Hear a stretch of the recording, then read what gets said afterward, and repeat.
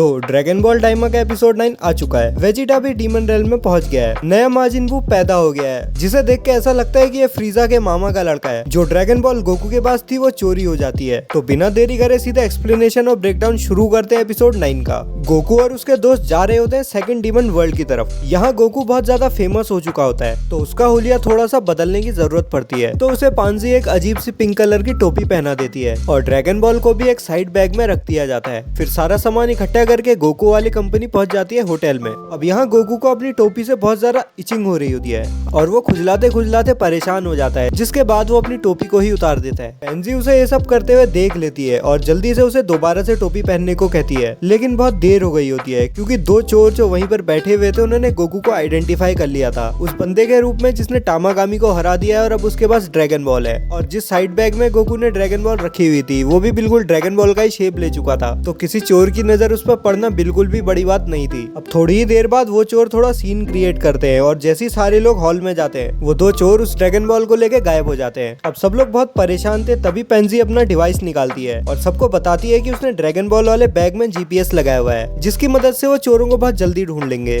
ऐसा हो भी जाता है, गोकू उन चोरों को ढूंढ लेता है और उनके बीच में फाइट होती है और गोकू इन रैंडम कैरेक्टर्स को बहुत ही आसानी से लपेट लेता है। यहाँ हमें ग्लोरियो की तरफ से भी थोड़ा एक्शन देखने को मिलता है और हमें उसकी मैजिकल पावर्स का थोड़ा अंदाजा लग जाता है। फिर गोकू के सारे दोस्त वापस होटल आते हैं और गोकू ये डिसाइड करता है कि वो रात भर जगा रहेगा और पहरेदारी करेगा ड्रैगन बॉल की। वो थोड़ी देर तक तो ऐसा करता है, लेकिन थोड़ी देर में वो वहीं पे सो जाता है और अगले दिन सुबह गोकू और उसके दोस्त अपनी शिप में बैठ के वहाँ से चल देते हैं। सीन शिफ्ट होता है वेजिटा की तरफ और उसके साथ थे पिकलो, बुल्मा और हाइबिस। और यहाँ हम लोगों को पता चलता है कि इन लोगों की भी स्पेसशिप चोरी हो चुकी है। बुल्मा कहती है ये जरूर उन्हीं लोगों का काम होगा जिससे वेजिटा की रात को लड़ाई हुई थी। तब हमको फ्लैशबैक में ले जाया जाता है और दिखाया जाता है कि वेजिटा अपना खाना ले जा रहा होता है, तभी उसका कंधा किसी और से टकरा जाता है। अब इतनी सी बात पे वो रैंडम आदमी वेजिटा से लड़ाई कर लेता है, लेकिन उसे क्या पता था वेजिटा क्या चीज है। वेजिटा उस आदमी को और उसके दोस्तों को बहुत ही आसानी से लपेट लेता है। अब सीन आता है डाइगेत्सु और किंग गोमा के पास, जहाँ डाइगेत्सु किंग गोमा को बता रहा होता है कि गोकू और उसके दोस्त डीमन रेल्म में आ चुके हैं। किंग गोमा ये सुन के बहुत ज्यादा हैरान हो जाता है और पूछता है कि मैंने तो उन सबको बच्चा बना दिया था, ये लोग फिर भी इतने ज्यादा स्ट्रॉन्ग है कि यहाँ तक पहुँच गए। इसके बाद डाइगेत्सु किंग गोमा को ये भी बताता है कि गोकू ने थर्ड टामागामी को हरा भी दिया है और उसे ड्रैगन बॉल ले भी ली है। ये सब सुनकर किंग गोमा के पसीने छूट जाते हैं और वो कहता है काश उसने शेनरॉन से थर्ड आई मांगी होती। अब ये थर्ड आई क्या चीज है देखो मुझे बिल्कुल भी नहीं पता, पर ये बहुत ही खतरनाक पावर होगी,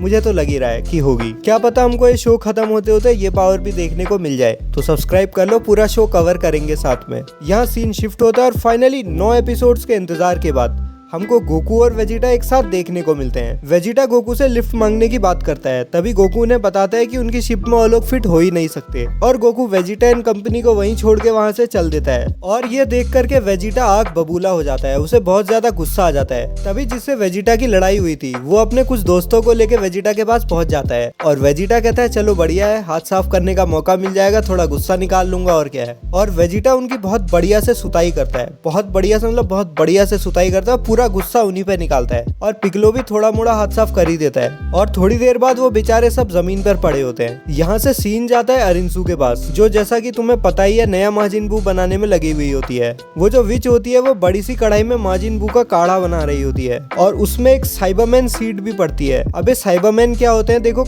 मुझे तो नहीं पता, पर नाम से ऐसा लग रहा है कि भाई इसी डीमन रेल्म की कोई स्पीशीज रही होगी ये। और पुड़िया ये भी बोलती है कि उसके पास सिर्फ 2 साइबरमैन सीड्स है और उन्हें वो डीमन रेल्म के बाहर भी बेचती है, जिससे कि हमें ये भी पता चलता है भाई ये जो भी चीज है बहुत ज्यादा रेयर भी है। साइबरमैन को एक बेस के फॉर्म में यूज करके और भी बहुत सारे डीमंस का एसेंस लेके उसमें माजिन बू का भी एसेंस मिक्स किया जाता है और थोड़ी देर आराम से करची चलाने के बाद बन जाता है नया माजिन बू, जो बिल्कुल फ्रीजा के दूर के मामा के लड़के की तरह लग रहा होता है। और उसे आते ही पहला मिशन मिल जाता है अरिंजू की तरफ से। अरिंजू उससे बोलती है जाओ टामागामी नंबर 1 के पास और उसे हरा के उसकी ड्रैगन बॉल मेरे पास ले आओ। वो ये भी कहती है कि अगर ये नया माजिन बू टामागामी नंबर 1 को भी ना हरा पाए तो ये मेरे किसी काम का नहीं है। और माजिन कू जो कि नए माजिन बू का नाम है, उसे देख के ऐसा लगता है कि भाई को अपने ऊपर पूरा कॉन्फिडेंस है और बहुत ही आसानी से टामागामी नंबर 1 को हरा ही देगा। अब ये तो आगे जाके पता चलेगा कि भाई में कितना दम है, ये कुछ कर भी पाएगा ये बस फुस्सी बम निकलेगा। अगर ये बंदा असली माजिन बू के आसपास की स्ट्रेंथ का भी होता है तो हमारे बॉयज को अच्छी खासी दिक्कत आने वाली है इसको हराने के लिए। हो सकता है कि हमको हमको गोकू की तरफ से सुपर सैयन 3 भी देखने को मिल जाए, या ड्रैगन बॉल वाले शो के जरिए सुपर सैयन 4 को कैनन कर दें, या कोई हमें डायमा के लिए नया ही ट्रांसफॉर्मेशन देखने को मिले। जो भी होगा मैं तुम्हें बता दूंगा,